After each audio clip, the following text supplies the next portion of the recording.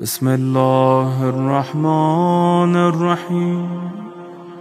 السلام عليك يا أبا عبد الله، السلام عليك يا ابن رسول الله، السلام عليك يا خيرة الله وابن خيرته، السلام عليك يا ابن أمير المؤمنين وابن سيد الوصيين،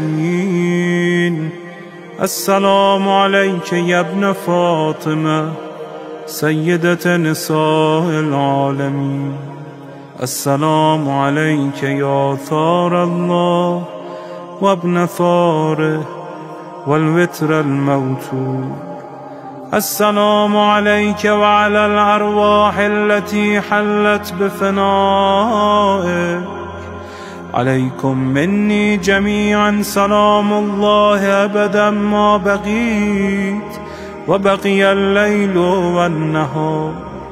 يا أبا عبد الله، لقد عظمت الرزية وجلت وعظمت المصيبة بك علينا وعلى جميع أهل الإسلام، وجلت وعظمت مصيبتك في السماوات على جميع أهل السماوات. فلعن الله أمة أسست أساس الظلم والجور عليكم أهل البيت، ولعن الله أمة دفعتكم عن مقامكم وأزالتكم عن مراتبكم التي رتبكم الله فيها، ولعن الله أمة قتلتكم، ولعن الله الممهدين لهم بالتمكين من قتالكم. برئت إلى الله وإليكم منهم ومن أشياعهم وأتباعهم وأوليائهم. يا أبا عبد الله، إني سلم لمن سالمكم وحرب لمن حاربكم إلى يوم القيامة. ولعن الله آل زياد وآل مروان، ولعن الله بني أمية قاطبة، ولعن الله ابن مرجانة، ولعن الله عمر بن سعد، ولعن الله شمرا، ولعن الله أمة أسرجت وألجمت وتنقبت لقتالك. بأبي أنت وأمي لقد عظم مصائبك، فأسأل الله الذي أكرم مقامك وأكرمني بك أن يرزقني طلب ثارك مع إمام منصور من أهل بيت محمد صلى الله عليه وآله.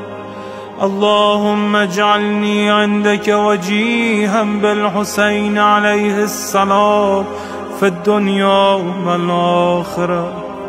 يا أبا عبد الله، إني أتقرب إلى الله وإلى رسوله وإلى أمير المؤمنين وإلى فاطمة وإلى الحسن وإليك بمضالاتك وبالبراءة ممن قاتلك ونصب لك الحرب، وبالبراءة ممن أسس أساس الظلم والجور عليكم. وأبرأ إلى الله وإلى رسوله ممن أسس أساس ذلك وبنى عليه بنيانا وجرى في ظلمه وجوره عليكم وعلى أشيائكم. برئت إلى الله وإليكم منهم، وتقرب إلى الله ثم إليكم بمضالاتكم ومضالاة وليكم، وبالبراءة من أعدائكم والناصبين لكم الحرب، وبالبراءة من أشياعهم وأتباعهم.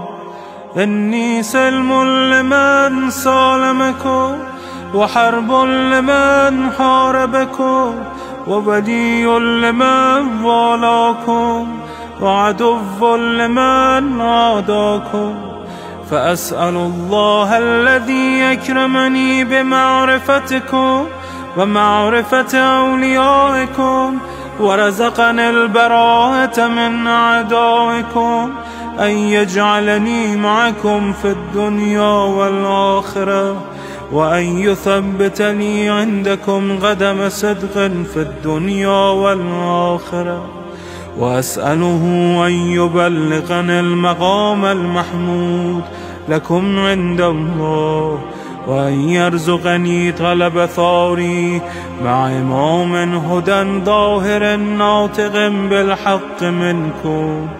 وأسأل الله بحقكم وبالشأن الذي لكم عنده أن يعطيني بمصابي بكم أفضل ما يعطي مصابا بمصيبته، مصيبة أعظمها وأعظم رزيتها في الإسلام وفي جميع السماوات والأرض. اللهم اجعلني في مقامي هذا ممن تناله منك صلوات ورحمة ومغفرة. اللهم اجعل محياي محيا محمد وآل محمد، ومماتي ممات محمد وآل محمد.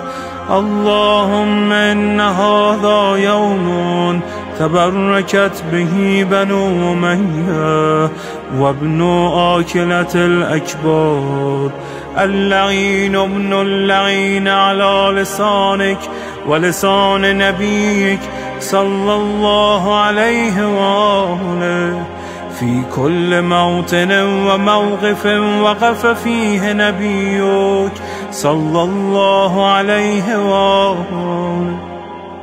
اللهم لعن أبا سفيان ومعاوية ويزيد بن معاوية، عليهم منك اللعنة أبد العابدين. وهذا يوم فرحت به آل زياد وآل مروان بقتلهم الحسين صلوات الله عليه. اللهم فضاعف عليهم اللعن منك والعذاب الأليم. اللهم إني أتقرب إليك في هذا اليوم وفي موقفي هذا وأيام حياتي بالبراءة منهم واللعنة عليهم، وبالموالاة لنبيك وآل نبيك عليه وعليهم السلام. اللهم لعن أول ظالم ظلم حق محمد وآل محمد، وآخر تابع له على ذلك. اللهم لعن العصابة التي جاهدت الحسين وشايعت وبايعت وتابعت على قتله. اللهم لعنهم جميعا. السلام عليك يا أبا عبد الله، وعلى الأرواح التي حلت بفنائك. عليك مني سلام الله أبدا ما بقيت وبقي الليل والنهار، ولا جعله الله آخر العهد مني لزيارتكم.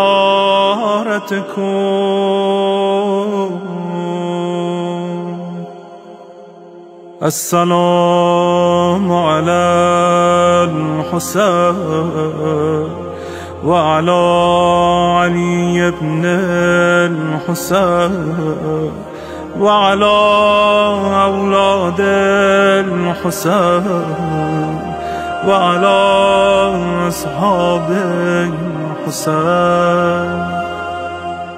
اللهم خص أنت أول ظالم باللعن مني، وابدأ به أولا، ثم العن الثاني والثالث والرابع.